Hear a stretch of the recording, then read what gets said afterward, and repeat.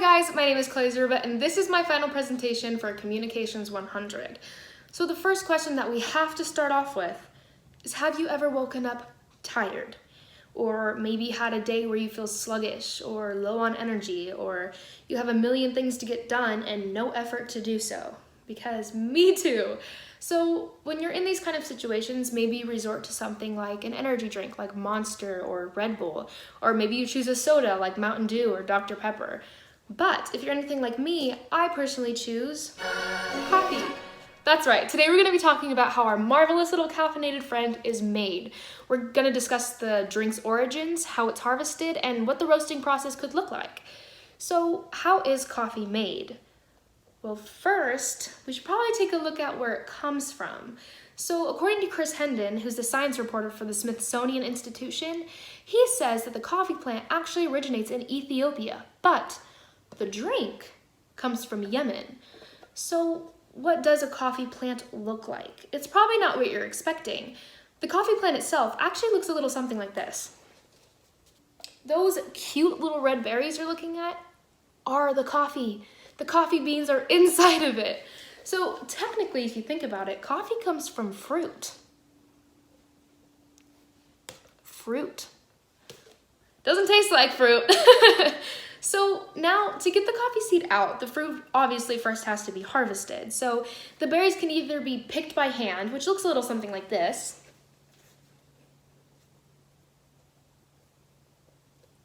or they're picked by this giant machine, which speeds up the process, and that looks a little something like this. So after the berries are all picked, they're put in a big batch and sorted, and they can either be sorted by hand or by a machine. And then the coffee seeds are left out in the sun to dry. So what might that look like? Now that they're out of those little red berries, it kind of looks like this.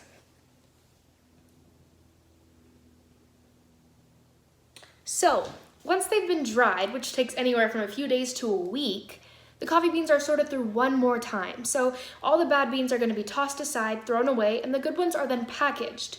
So once they package all these little beans, they send them all over the world to various locations. And once they reach these locations, they're usually roasted, which looks a little something like this.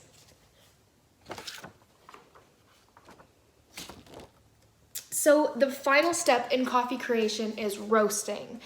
Believe it or not, this process is actually the most important. And according to Italian cookbook author Elizabeth Krauss, roasting is the most important process for several reasons.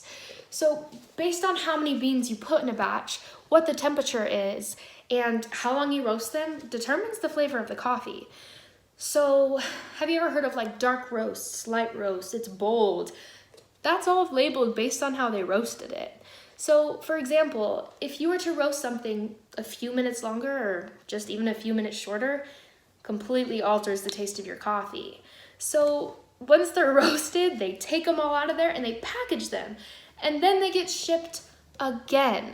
So once they're all packaged, they're shipped to places like Starbucks or Black Rock Coffee or Dutch Bros, where they can either be ground up or sent as whole beans. So based on the company, they will request whole beans or already ground up. So it basically depends.